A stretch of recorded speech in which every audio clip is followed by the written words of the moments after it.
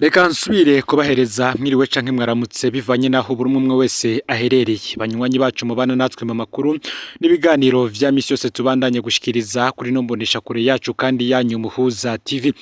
Uyu numwe tugiye kubageza ko amakuru agizwe ko ariko aravugwa muri kano kanya akaba ari amakuru tuzagaruka ku biriko biravugwa mu gisata ca politike cyane tukaza kugaruka ku muryango umwe mu bategetsi bakomeye cyane nga mu gihugu c'u Burundi bamwe banavuga ko ariwe agira kabiri mu gukomera mu butegetsi gusa ivyo abana biwe bariko barakora nibara ku mutemere. Aba rero akaba ari ibiriko biravugwaho ngo bamwe mu banyagihugu bashavuriye umuryango w'umushikiranganje wa mbere Gervais Ndirakobuca. Ibi vyose bikaba bibaye mu gihe umushikiranganje wa mbere Lieutenant General Gervais Ndirakobuca n'umuryango wiwe bari bamaze iminsi yo avuka Indora muri commune Bukinanyana. Bamwe mu banyagihugu bakidoga ko bakubaguwe n'abagendanyi ba Gervais Ndirakobuca be na bamwe mu bana b'umushikiranganje wa mbere. Abanyagihugu bakavuga ko ngo bipfuza ko Gervais Ndirakobuca abimenya maze agahanura aba bana biwe. Aya makuru rero nandi yose tugiye kubageza ko muri kano kanya ufyonde subscribe canke sabone niba utari wafyonda ko kugira ngo utoje ucikanwa nayo dushikiriza usangize kandi no makuru bagenza aho bari hose kugira ngo nabo baje barashikirwa n'abiriko biravugwa bigezwe ko ngaha mu gihugu c'u Burundi hanze y'imbibe z'igihugu c'u Burundi ndetse no mu makungu ya kure. Ndabaye kaze muri ano makuru. Nkuko nari natanguye mbivuga tugiye kugaruka ku muryango w'umushikiranganje wa mbere wa Gervais Ndirakobuca aho bamwe mu banyagihugu bariko baridogera uyu muryango. Nkuko mbibabwiye uyu muryango w'umushikiranganje wa mbere wari umaze iminsi yo avuka Indora muri commune Bukinanyana aho abanyagihugu bavuga ko bagiye barakubagurwa n'abagendanira umushikiranganje wa mbere Gervais Ndirakobuca be na bamwe mu bana b'uyu mushikiranganje. Bamwe mu butumwa twaronse bugira buti ndabaramukije ifise utubazo tubiri nashaka kubaha nk'amakuru kugira ngo mudushire ku rubuga rwanyu kuko rukurikirwa na benshi araho vyofasha abantu ntibakomeze guhohoterwa n'abatunzwe n'amakori batanga.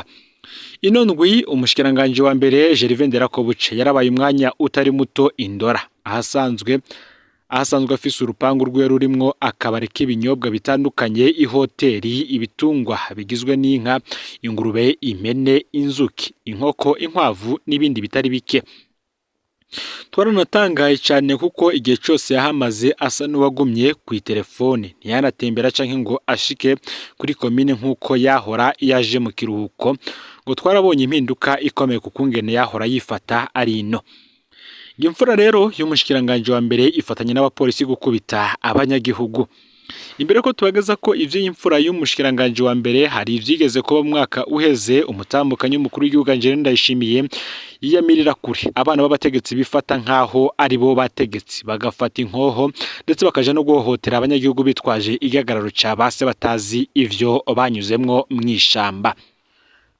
Ngo hari ikindi nabonye mbere cambabaje cane.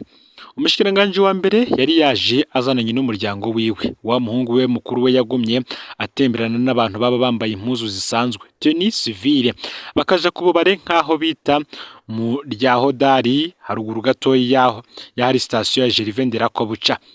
Aho rero ngo wasanga bariko baranywa urukanywa maze baruhimbye bagatangura kwigenza kubarengana ngo barabaravye bakabarengera ko n'amahiri. Ngo ari n'uwakubiswe kandi mu isoko ngo ngarabaravye canke barabegereye. Givyo zaranabaye no ku mutambukanyi w'umushikiranganje wa mbere mu gihe ari mu isoko mu bitomati ku munsi wa gatatu w'indwi iheze. Ico gihe ariko araca mu isoko ari kumwe n'abana biwe b'abakobwa yari kumwe kandi n'abamucungera umutekano bari bambaye impuzu zisanzwe. Abo bana Ndirakobuca barakubise abana b'abakobwa babiri ngo barabaravye. Sabo gusa bakubiswe uwo munsi kuko harakosowe umuhungu yariko ararengana mu bitomati akaba yarafise telefone Android zibiri. Bamwe mu bari bacunze umutekano w'umupfaso n'umushikiranganje wa mbere bahagaritse uwo muhungu nawe abishura ati erega abantu bariko barampinda bari inyuma yanje abantu bariko baramponda bari inyuma yanje ati kandi mumenye ko turi mu isoko turiko dusuma twese. umukuru w'abari barinze uwo mudamu wa Gervais Nderakobuca yaciye ahamagara uwo muhungu ati ingo hano, nawe aragenda aramubaza ati ninde yakubariye guca ngaha, nawe ati nje gusuma mu isoko. Arasubira aramubaza ati ninde yakubariye kuza ngaha, uwundi ati none mu isoko hari abatari kure kuhinjira no kwasumira. Wa mushefu ati uranzi uri uwundi, nawe ngo naje ndiki imbere yawe. Umushefu aca arihorera aramureka, umuhungu arabandanya aramanuka aja epfo mu biraya. Ngo wa mushefu yaciye akoresha ziriya radio bakoresha mu bijanye no guhana amakuru. Ubwo nyene wa muhungu aba asokeye epfo ahantu badandariza inkoko.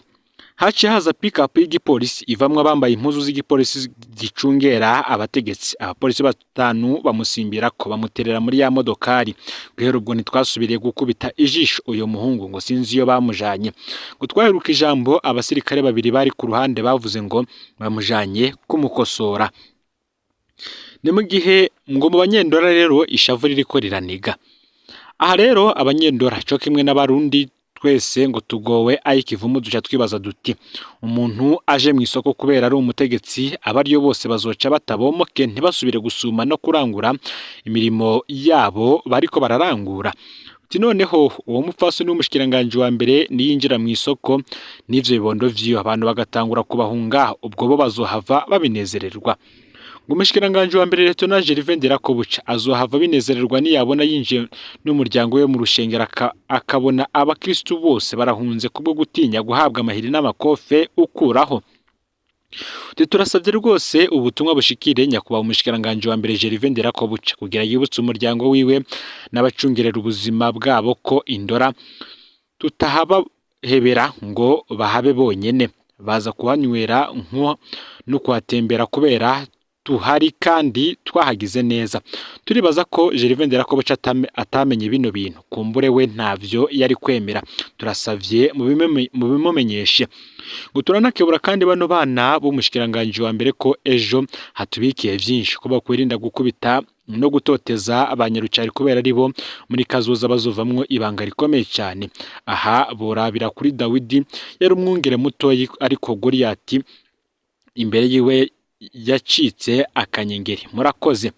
Ngivyo rero ivyatangajwe n'abanyagihugu b'indora cyane cyane kuri urugendo rwakozwe nabo mu muryango w'umushikiranganje wa mbere muri ako gace basanzwe bafisemwo amatungo atari make aho bari bagiye kuruhukira nkuko vyama bivugwa. Ibi rero bikaza vyongera n'ubundi kuvyatangajwe mu mwaka uheze n'umutambukanyi w'umukuru w'igihugu Angela Ndayishimiye nkuko nagiye mbigaruka ko aho yavuga ko abana b'abategetsi bamwe bigenza nka base kandi batazi ivyo base bagiye baracamwo. Mu yandi makuru, amezi 6 ararumanye iperereza ry'u Burundi ritavuze ryashize Corinne Nizigama. Ivyo bikaba vyarabaye ku mugoroba w'igenekerezo y'umunani-0 uyu mwaka w'2024 aho Corinne Nizigama yururuka ibisi imukuye mu gisagara ca Bujumbura imushikana mu Gasenyi. Acururuka rero ageze aho bita ku Masaro niho yahura na voiture Toyota y'ibara rya grisi ifise ibe bitabona. Imparati yayo yari B ubusa 857 A. Aha rero niho havuyemwo umugabo yambaye umwambaro w'igipolisi asimbira kuri Corinne Nizigama aramuterura aja kumwinjiza mu modoka. Corinne Nizigama ico gihe yavugije induru aratabaza. Buno nyene hacasoka mu modoka undi mu polisi arabisha inkoho ku bantu bashaka gutabara. Corinne nibwo bamushira mu modoka ica irakata itumbera aho bita ku mashuri. Ijisho ryabaye iryo. Corinne Nizigama yaraherutse kurangiza amashuri yiwe yisumbuye, yari yitegura kubandanya kaminuza. Ava ku mutumba wa Mirama zone mugira ya komine Kanyosha. Bagomba kavuga ko yasize amatati yo mu muryango wiwe aho umusaza we na murumuna we bariko bararyana bapfa abana bagakoresha imiryango yabo. Ngo Corinne rero niwe yariko akurikirana abo basenge nzana biwe. Kugira iperereza rivyinjiremo Corinne Nizigama ngo yoba yararementenarijwe hifashishijwe izina rya musaza we Olivier Kenneth yahungiye mu Rwanda kuva mwaka w'2015. Muri uyu mwaka w'2024 hari abantu benshi banyuruzwa n'iperereza bivuye ku matata asanzwe y'abantu ariko bakabeshegwa ibijanye n'umutekano. Reka tugaruke ku ruhara rw'iperereza mwinyuruzwa rya Corinne Nizigama. Imodoka yajanye Corinne Nizigama voiture Toyota TIB ubusa 857A yaramenyekanye ko ikoreshwa n'iperereza, noneho n'abamutwaye bari bambaye umwambaro w'igipolisi. Mu mwanya wa mbere hari ababwiye abaryango ko Corinne Nizigama apfungiwe mu iperereza. Amasoko yacu muri kino gihe akavuga ko atanamwe Corinne Nizigama aboneka ko yoba apfungiwe mu iperereza. Iperereza mu gisagara ca Bujumbura rikaba ritwarwa na Elifazi Niyongabo. Nta muntu anyuruzwa n'iperereza mu gisagara Elifazi Niyongabo atabizi, ariko nta rwego na rumwe rurahamagara Elifazi Niyongabo ngo asigure iyo yashize Corinne Nizigama. Ni nkuko na Elifazi Niyongabo ategezwe kumenyesha Colonel Domitien Niyonkuru DDI bijanye n'abanyuruzwa mu gace arongoye. Bamwe bati ese kazoza k'abana b'u Burundi kazoba kahe? Inzego z'igihugu zaramenyeshejwe ivyashikiye Corinne Nizigama. CNIDH umurwaranira agateka kazina muntu mu Burundi urabizi ariko yaranumye. Igipolisi kirabizi ariko caranumye. Bari kirabizi ariko yaranumye. Ibiro vy'umukuru w'igihugu vyarabimenye ariko birinumira. Igihugu kinyuruza umwigeme imyaka 24 kikamupfungira ahantu hatazwi kiba kiriko kija hehe? Ese bavyeyi mwibarutsa abigeme muraja ngaho mugatekana mwumvise ibi bintu nk'ibi mu gihugu? President Ndayishimiye birashika ukibaza ko abakobwa bawe bashobora kugirwa gutya mu gihe utazoba ugihangamye. Reverano Ndikuriyo biragushikira ukiyumvira ko abakobwa bawe bashobora kuzonyuruzwa gutya mu gihe uzoba utagihangamye. Ese General, Colonel, Komiseri ibi bintu muravyihanganira kandi namwe mwaribarutse abigeme? Umwe akavuga ko abategetsi bakomeye bo mu nzego zo hejuru nabo bagomba guhagurukira iyi ngendo ihari yo kunyuruza abana harimo imisore ndetse n'abigeme cyane kugira ngo barabe ko ejo hazaza igihugu cozatekana, kuko ibi ari byo bitera ishavu mu bantu bakazokurana ishavu gutyo nabo babona amabanga ahambaye bagakora ibidakogwa mu gihugu. Ngayo rero amakuru yaragezwe ko muri kano kanya ufyonde subscribe canke sabone niba utari wafyonda ko kugira ngo tujikanwa nayo dushikiriza usangiza no makuru bagenza aho bari hose kugira ngo baje barashikirwa niba biriko biravugwa bigezwe ko nga mu gihugu c'u Burundi hanze y'imbibe z'igihugu c'u Burundi ndetse no makungu ya kure. N'umuhoza TV rero Imana ibahezagire.